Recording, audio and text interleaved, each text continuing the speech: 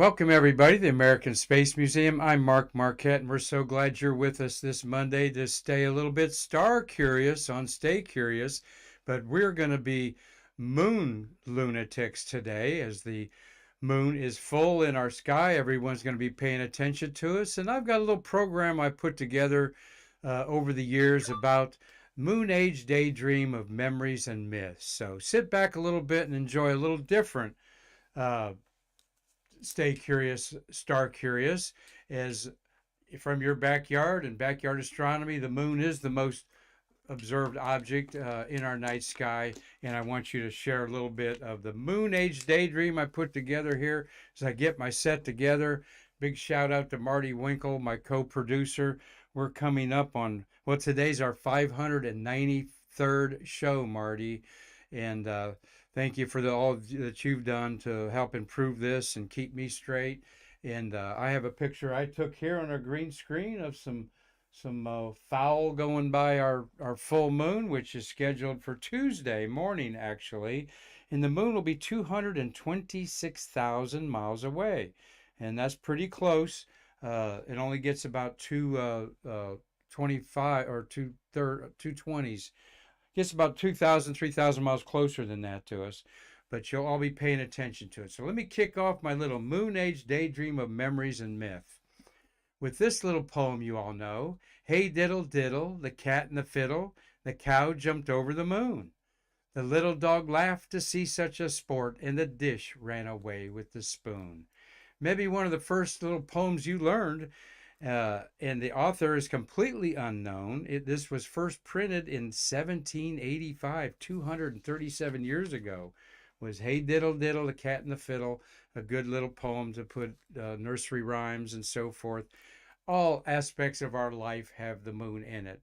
The moon makes its monthly waltz across the night sky this week at full phase, and everybody will be looking up. Though not really big in the sky at 1/2 degrees across, you can cover it with your little pinky at arm's length always. The moon is enormous in the mind of man. The statistics of the moon are a little bit unassuming compared to the impact it has on civilization and the animal world. Just 240,000 miles away on the average, it takes light reflected off the surface a full second to travel to our eyes on Earth. So we're actually looking back in time 1 second when we're looking at the moon. The moon is 2,160 miles wide, making it the 5th largest natural satellite orbiting a planet. And I've seen images where it fits nicely inside the state of Texas. Think of that when you're looking up at it. But it's a little bit larger than our dwarf planet Pluto. That's just a little over 2,000 miles. And the 1:4 ratio of the moon to the Earth's diameter of 7,926 miles is the largest ratio of a natural satellite and its parent, making our moon and Earth uniquely a binary planetary system, meaning the center of where they rotate around each other is inside the Earth's crust. And at no time was there a more attention given to the silvery orb in the sky than 53 years ago next month, when the hype was beginning to build for the long anticipated Apollo 11 landing of men on the moon, July 20th, 1969. Who would have thought, after 5 decades and thinking back of the fantasies of the moon and how cultures from the dawn of civilization through our great Indian heritage celebrate the moon. And this is, in fact, the strawberry moon full phase Marty reminded me of, because strawberries are plentiful this time of the year. And each moon has a significant name to Indians, tribes, and cultures around the world, as they signified a moment of time passing or something happening that like strawberries being plentiful. Who would have thought that 5 decades ago, the 1960s moon race between America and the Soviet Union, that no one had returned to the moon in 50 years, which is what our Artemis program wants to do. China definitely has plans to go to the moon and back back soon as we look at pictures of our moon conquests. And we went for the benefit of all mankind. We didn't want to say that we were conquesting the moon, claiming it as our own. But no one's been back there since us, and those 12 astronauts we'll see a picture of in a minute are still the only ones to walk on the surface. China definitely has moon plans to go back. By 2023, they may beat the Artemis program there. And Russia also has moon mission plans on the drawing board, and Europe wants to make a major role in going back to the moon. But what nation's flag will join the 6 American stars and stripes that are on the moon? And here is a Chinese lander on the backside of the moon. And of course, our heroes here, 12 astronauts. I'm covering up John Young there on the bottom behind me there. But these are the only men, and only 4 of them are alive. Okay, Buzz Aldrin's 92. You have 90-year-old David Scott just turned 90. Charlie Duke is right beside me here. He's 86. And the last one on the far right is Gene Cernan has passed away. And that's Harrison Jack Schmitt. 4 moonwalkers alive. You can't escape the influence of our moon, even without looking up. Examples, the vampire craze of entertainment. How about dozens of songs written about the moon that I'm going to highlight a few of them? How about the books, the movies that we all know, which I'll feature in another Stay Curious, Star Curious segment. For example, what would Pink Floyd be without the album Dark Side of the Moon? But there is no dark side of the moon. It's the backside of the moon. Think about Creedence Clearwater Revival, A Bad Moon Rising. As this bad moon is rising over Bristol Motor Speedway in Bristol, Tennessee, a photo I took years ago with NASCAR drivers going around the big sombrero there in a packed house. How about Van Morrison's song Moon Dance and Neil Young's album Harvest Moon? All made them superstars, okay? Inspired by the 6 Apollo moon landings from 1969 to 72, the Police were a rock group, were walking on the moon, okay? And giant steps are what you take, hope my leg don't break, the Grateful Dead song said on Picasso Moon. Which the Picasso moon, actually, walking on the moon. The Police and Sting say, giant steps are what you take, hope my leg don't break, walking on the moon. The Grateful Dead sang about a Picasso moon. Boiling ball, shining bright, I see the magic, I see the light. And Jerry Garcia loved to sing that he was standing on the moon. With nothing left to do, a lovely view of heaven, but I'd rather be with you, standing on the moon. Well, maybe Jerry's with the man on the moon now, as we see the back side and the front side of the moon. About Frank Sinatra, Fly Me to the Moon. Marty's saying, Fly Me to the Moon, Frank Sinatra, the first song played on a tape recorder going to the moon. There are over 100 songs with moon themes, okay? Moon Shadows, one of my favorite, by Cat Stevens.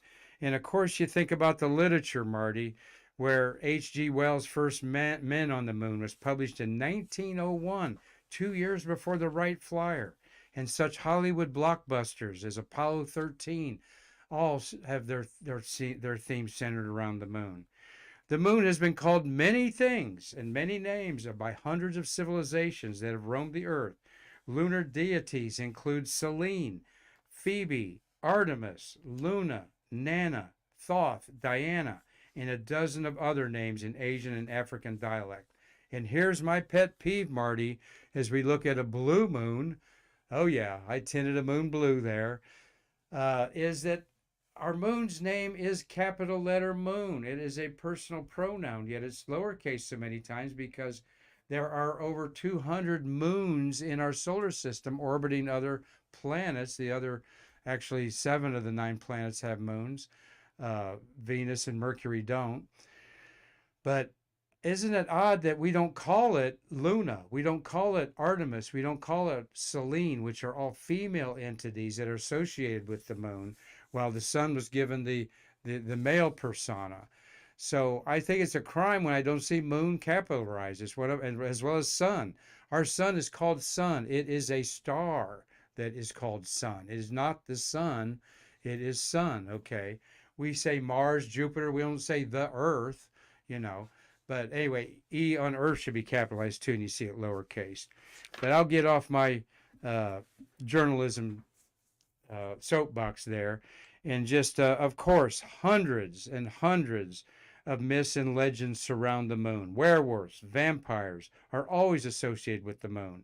And we have moon characters. Rabbits is a great thing. A bison, okay? But the intellect of man looking up at the moon saw the dark areas and wondered, are these waterways? Or are they, some civilizations thought our oceans were reflecting like a mirror in these dark areas. Well, the dark areas are where lava seas bubbled in the early 500 million years of the Earth when it was cooling down. In about 1 billion years of age, it was bombarded by all these meteors and asteroids that created these giant areas where the lava pooled up, okay? And you can see some of those outlines in the moon have been put by humans into thought of what they actually look like. The moon then is basically unchanged the last 2.5 billion years old, except for a few craters like the bright one Copernicus in the upper right there with the rays coming out of it. That might be 200 to 300 million years old. So the moon's very unchanged, except the soil has been churned up by micrometeorites because there's no atmosphere. So we look at the beautiful dark areas, Mare Tranquility, the Sea of Fertility. There's a place called the Sea of Nectar on the moon, one of them little seas down there. The imagination of man has just always flourished when looking up at the moon. None is more so than when I'm going to show you the woman in the moon. The man in the moon I didn't sketch out here, but there is a woman in the moon, and here she is sketched out there for you, where her hair's in a bun, or this could be a guy maybe in a man bun if we take the necklace away there, Marty. But classically, I see a woman in the moon made up by the Sea of Serenity, the Mare Tranquility, the Sea of Fertility, or her hair. With her hair in a bun is the Sea of Crisis, Mare Chrism. And then the Apennine Mountain Range and so forth create her nose. And here's another. I color in the hair a little bit for you there. And her beautiful necklace is the crater Tycho. That's like I said earlier, 200 million years ago, a good-sized meteor or asteroid hit that and created that impact that splashed out the rays. And we landed in a couple of those areas where the rays were splashed out to bring back some of that material. That's what Apollo 16 was all about. Well, don't forget the lunacy factor of La Luna.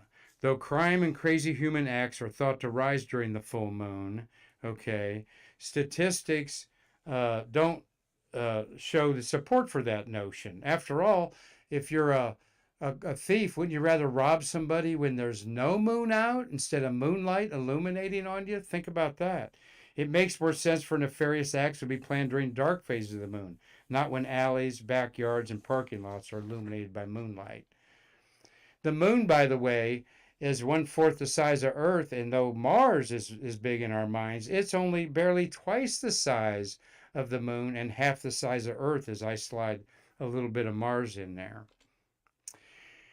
Since science and the moon didn't meet each other until 400 years ago, when Galileo turned his crude telescope to the moon in his backyard in Pisa, Italy, in November 1609, all right?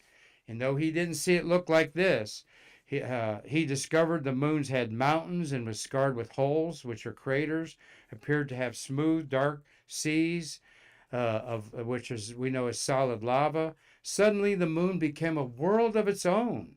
And that revelation by Galileo threatened the foundation of centuries of teachings by the Catholic Church. That one, the earth was the center of everything, and two, that the stars and the moon and everything went around in some awesome celestial configuration in there.